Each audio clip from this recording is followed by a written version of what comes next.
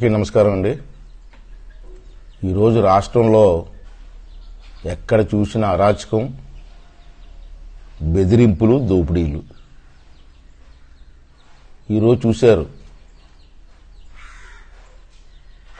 అన్ని కార్యక్రమాల్లోనే దోపిడీ జరుగుతున్న విషయం మీ అందరికీ తెలుసు. గతంలో చంద్రబాబు నాయుడు గారు పరిపాలనలో ఎమ్మెల్యేలు అభివృద్ధి కోసం పోటీ పడేవారు. అభివృద్ధి చేయాలి, గ్రామాలు అభివృద్ధి చేయాలి అని పోటీ పడి మరీ చేసేవారు. మరి ఈరోజు ఈ ప్రభుత్వంలో, జగన్మోహన్ రెడ్డి ప్రభుత్వంలో ప్రతి ఎమ్మెల్యే కూడా అవినీతిలో పోటీ పడుతున్నారు.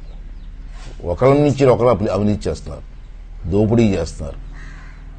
ఆ ప్రభుత్వానికి ఈ ప్రభుత్వానికి ఉన్నటువంటి తేడా ఏమిటో ప్రజలు కూడా గమనించవలసిన అవసరం ఉందని చెప్పి మనం చేస్తాం. ఇవాళ ఇసుక విపరీతమైన దోపిడీ జరుగుతుంది. ఇవాళ మన రాష్ట్రంలో గోదావరి నది, కృష్ణా నదులు ఉన్నాయి పెద్దవి.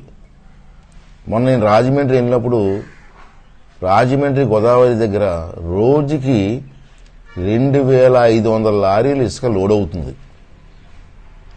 కానీ అకౌంట్ ఫర్ అయ్యేది కేవలం 600 లారీలే. అంటే మిగతా లారీలన్నీ ఎక్కడికి వెళ్ళిపోతున్నాయండి? ఆ ఇసుక ఏమైపోతుంది, ఎక్కడికి వెళ్తుంది? అక్కడ లోకల్గా ఉన్నటువంటి ఎమ్మెల్యేలు కానివ్వండి, వైసీపీ నాయకులు కానివ్వండి, ఈ ఇసుకని బ్లాక్ చేస్తున్నారు, ఇతర రాష్ట్రాలు పంపిస్తున్నారు.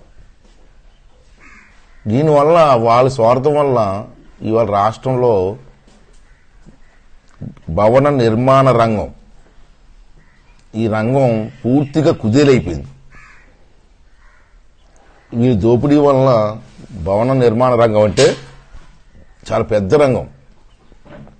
కొన్ని లక్షల మంది కార్మికులు ఈ భవన నిర్మాణ రంగంలో పనిచేస్తున్నారు. కార్మికులే కాదు, మేస్త్రులు, కూలీలు, అదేవిధంగా ఈ భవన నిర్మాణానికి సప్లై చేసేటువంటి టైల్స్ దగ్గర నుంచి, పెయింటర్స్ దగ్గర నుంచి, ఎలక్ట్రీషియన్స్, ఇలా రకరకాలు ఈ భవన నిర్మాణ రంగం మీద ఆధారపడి బతుకున్నట్టు వాళ్ళు కొన్ని లక్షల మంది ఉన్నారు. ఇవాళ ఈ నాయకులు, వైసీపీ నాయకులు ఇసుక దోపిడీ చేయడం వల్ల, ఇసుక బ్లాక్ మార్కెట్లు అమ్మడం వల్ల ఇన్ని లక్షల మందికి కూడా ఉపాధి లేకుండా పోయింది. సుమారు 6-7 నెలల నుంచి ఉపాధి లేదు. ఈ పరిస్థితి రావడానికి కారణం ఎవరండి? మీ నాయకులు కదా, ఈ ప్రభుత్వం దోపిడీ కదా అని చెప్పి ఒకసారి సందర్భంలో మనం చేస్తున్నాను. రెండోది ఏంటంటే, ఎక్కడ చూసినా దోపిడీని అన్నాను ఇందాక. మద్యం, బ్రాందీ షాపులు. ఆ రోజునేమో ఎక్కడా బ్రాందీ లేకుండా అమలు చేస్తాను, మద్య నిషేధం చేస్తానని చెప్పి ఎలక్షన్ ముందు మాటిచ్చాం. ఈవేళ బ్రాందీలో కొట్టుల్లో రకరకాల బాటిల్ పెట్టావు. ఆ బాటిల్స్ పేర్లు కూడా ఎవరికి తెలియదు.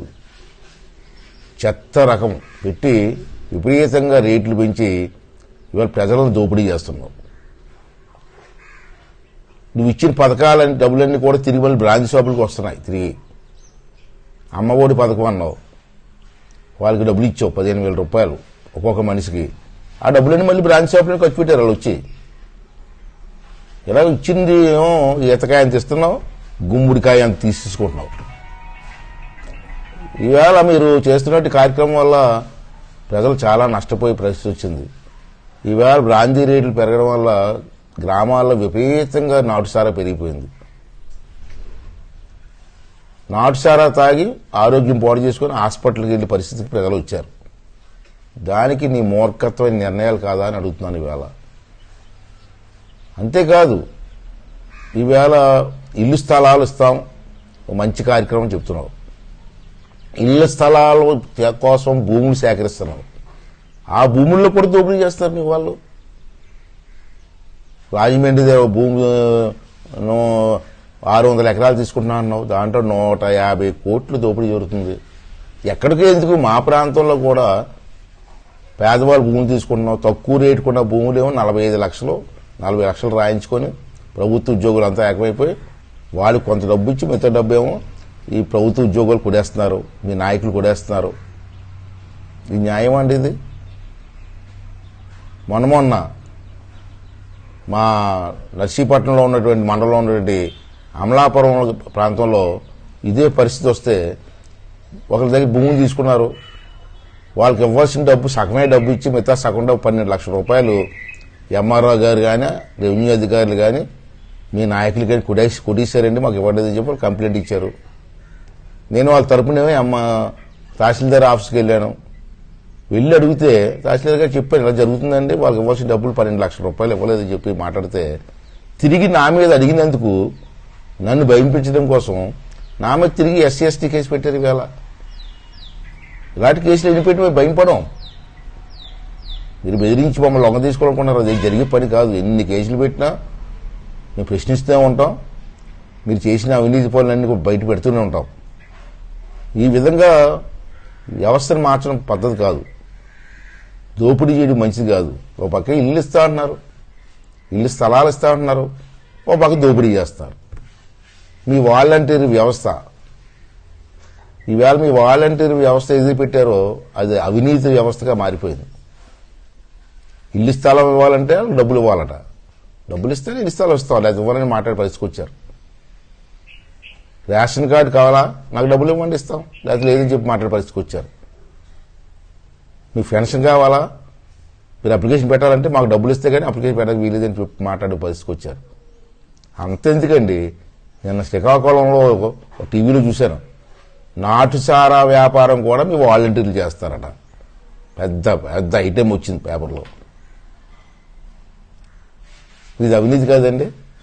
నిన్న కాక మొన్న బుచ్చిపేట మండలంలో మీ వాలంటీర్లు ఒక ముగ్గురు వాలంటీర్లు కలిసి ఒక నాయకుడిని, మీ నాయకుడిని, మళ్ళీ ఇంకో నాయకుడిని కాదు, మీ పార్టీ నాయకుడిని మర్డర్ చేయడానికి ప్రయత్నం చేశారు. అది కూడా పేపర్లో వచ్చింది. అంటే దీన్ని బట్టి మీకు ఏమర్థమవుతుందండి?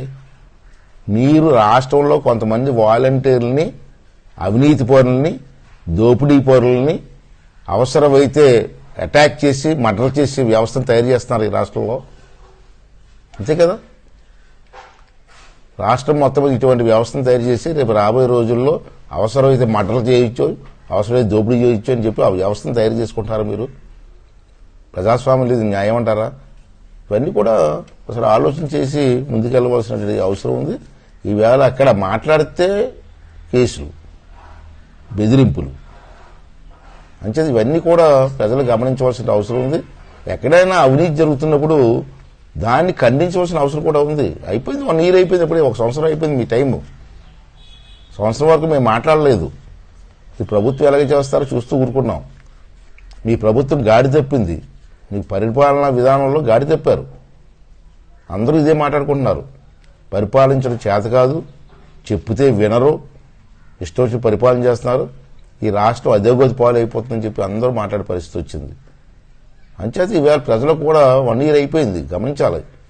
అంచేత సెకండ్ ఇయర్ స్టార్ట్ అయింది మనకి. అంటే 1 year చూసాం, మనం మాట్లాడలేదు. సెకండ్ ఇయర్ స్టార్ట్ అయింది, కౌంట్ డౌన్ స్టార్ట్ అయిపోయింది. ఇక్కడి నుంచి మనం ప్రతి పని కూడా మీ గ్రామాల్లో ఎక్కడ అవినీతి జరిగినా మాట్లాడాలి, ఏటి అవినీతి అని చెప్పాలి. అందరూ నోరు మూసి కూర్చుంటే మీ గ్రామం ఏమైపోద్ది, ఈ రాష్ట్రం ఏమైపోద్ది అని చెప్పి ప్రతి ఒక్కరు కూడా ఆలోచించవలసినటువంటి అవసరం ఉందని చెప్పి ఈ సందర్భంలో మనం చేస్తూ, అలాగే ఈవేళ ఈ అధికారులు కూడా మనం చేస్తాం. మీరు అధికారులు అందరూ బాగా చదువుకొని తహసీల్దారులుగా, ఆర్డీఓలుగా, కలెక్టర్గా, జాయింట్ కలెక్టర్గా ఉన్నారు ఈ వ్యవస్థలో. మీరు చాలా కీలకమైన పాత్ర. రాజకీయ నాయకులు మేము 5 సంవత్సరాలు ఉండడం లేకపోవచ్చు, తర్వాత రాకపోవచ్చు, కానీ మీరు మాత్రం రిటైర్ అయిపోయే వరకు కూడా ఆ పోస్టుల్లోనే ఉంటారు. మీ చేతుల మీదుగా అభివృద్ధి కార్యక్రమాలు ఎన్నో మంచి కార్యక్రమాలు జరగవలసిన అవసరం కూడా ఉంది. మరి ఈవేళ మాలాంటి నాయకులు ఎవరైనా తప్పు చేస్తున్నప్పుడు ఇది తప్పు అని చెప్పాలి మీరు. గతంలో నేను కూడా మంత్రిగా చేశాను, మాకు సెక్రటరీలు ఉండి నా దగ్గర కూడా ఐఏఎస్ ఆఫీసర్లు, ఐపీఎస్ ఆఫీసర్లు కానీ ఐఏఎస్ ఆఫీసర్లు చాలా మంది నేను చూశాను. మా దగ్గర ఎక్కడైనా పొరపాటు తప్పు జరిగితే మాకు చెప్పేవారు, సార్ ఇది తప్పు చేస్తున్నారేమో ఆలోచించండి, కొంచెం ఆలోచించి నిర్ణయం తీసుకోమని చెప్పేవారు. కానీ ఈ 1 yearలో నేను చూశాను, మీరు ఏ తప్పు చేసినా ఆఫీస్ సమర్థిస్తున్నారు. ఇది ఆఫీసులు మంచిది కాదు. ఇది డ్యూటీ మీరు చెయ్యాలి. రేపు జగన్మోహన్ రెడ్డి ఉండవచ్చు, లేకపోవచ్చు, ఇంకో ప్రభుత్వం వస్తుంది, ఎవరి దగ్గర మీరు పని చేయాలి. నేను ఒకటి మాట్లాడుతాను, ఒక విషయం చెప్పాలా. ఏంటంటే ఆఫీసర్లందరికీ డీజీపీ పోస్ట్ ఒక ఉన్నతమైన పోస్ట్ మన రాష్ట్రంలో. అటువంటి డీజీపీ గారి పోస్ట్, డీజీపీ గారిని కోర్టు 2-3 గంటలు కోర్టులో నిలబెట్టారు మొన్న. నాకు తెలిసి మన రాష్ట్ర చరిత్రలో ఎప్పుడు ఇటువంటి జరగలే. డీజీపీ గారి మనిషిని 2 గంటలు 3 గంటలు కోర్టులో నిలబడండి అని చెప్పి నిలబెట్టారంటే, మరి డీజీపీ గారు అలా నిలబడ్డారంటే మీ పోలీస్ వ్యవస్థకి సిగ్గుపడ్డారో లేదు, కానీ మేము మాత్రం సిగ్గుపడ్డాం. మొన్న chief secretary, Panchayati Raj secretary, Panchayati Raj commissioner, ఈ ముగ్గురిని కోర్టు పిలిపించి కోర్టు గట్టిగా వార్నింగ్ ఇచ్చింది. ఈ 3 పోస్టులు ఇంపార్టెంట్ పోస్టులు. చీఫ్ సెక్రటరీ అంటే ముఖ్యమంత్రి చేసే కార్యక్రమాలు అమలు చేసే వ్యక్తి. అటువంటి వ్యక్తిని కూడా కోర్టు మందలించిందంటే మీ పరిపాలన ఎంత దిగజారిపోయిందో ఒక్కసారి ఉదాహరణగా ఆలోచించుకోవాల్సిన అవసరం ఉంది. అంటే మీరు ప్రజానాయకులు తప్పు చేస్తున్నప్పుడు దాన్ని సరిదిద్దవలసిన బాధ్యత మీ మీద ఉంది. ఎక్కడైనా అవినీతి జరుగుతున్నప్పుడు మీ దృష్టికి వచ్చినప్పుడు అవినీతిని కూడా మరి అరికట్టవలసిన బాధ్యత మీ మీద ఉంది. ఈవేళ నేను వచ్చిన తర్వాత నెల రోజుల్లో కలెక్టర్ గారికి 2-3 లెటర్లు రాశాను నేను. సార్ ఇక్కడ అవినీతి జరుగుతుంది, పలానా ఇలా జరుగుతుంది అని. కలెక్టర్ గారు అసలు స్పందించలేదు, దానికి అసలు కనీసం రిప్లై ఇవ్వలేదు. ప్రజాస్వామ్యం ఇది పద్ధతి అండి. అరే నేను కూడా మంత్రి చేసిన వ్యక్తిని కదా. నేను ఒక లెటర్ రాసినప్పుడు ఎస్ సార్ నో సార్ మీరు లెటర్ రాశారు, మీరు రాసింది కరెక్ట్ కాదు అని చెప్పాలి. పోనీ లేదు మీరు రాసింది కరెక్టేనండి, నేను యాక్షన్ తీసుకుంటానని చెప్పాలి. ఏమీ చెప్పకుండా మీరు ప్రభుత్వానికి భయపడి, లోకల్ కూడా నాయకులు భయపడి ఇక్కడ కలెక్టర్గా ఉండే బదులు సెలవు పెట్టి ఇటుపోండి వద్దని ఎవరు అన్నారు? ఇంకా గౌరవం ఉంటుంది. ఈ పద్ధతి కాదు కదా. ఇది నర్సీపట్నం ఆర్డీఓ ఎంతమంది తెలిసి చెప్పినా అందో ఆందో, దానికి రిప్లై అవ్వదు. యాక్షన్ తీసుకుంటాను, ఇప్పుడే 10 నెలల రోజులైనా యాక్షన్ తీసుకుంటాను అని మాట్లాడే పరిస్థితుంది. అటప్పుడు ఆవిడ ఎందుకంటే ఆర్డీఓ, ఆ వ్యవస్థ ఎందుకు? ఇవన్నీ కూడా పద్ధతి కాదు. ప్రజాస్వామ్యంలో ఈ వ్యవస్థలు నాశనం చేయకూడదు. పద్ధతి కానీ ఆ వ్యవస్థగా ఉండాలి, వ్యవస్థలు నాశనం అవ్వకూడదని చెప్పి నా భావన. అంచేత ఈ దోపిడీ విధానాన్ని అరికట్టాల, రాష్ట్రాన్ని కాపాడుకోవాల్సిన బాధ్యత మరి ప్రజలందరూ కూడా ముందుకు రావాల్సిన అవసరం ఉంది. మేము చేసిన కార్యక్రమాలు మంచి కార్యక్రమాలు అయితే మాకు పూర్తిగా మద్దతు ఇచ్చి ఈ ప్రభుత్వం చేస్తున్న కార్యక్రమాలు అరికట్టడం కోసం ప్రజలందరూ కూడా మాకు సహకరించవలసిన అవసరం ఉందని చెప్పి ఈ సందర్భంలో మనం చేస్తాం.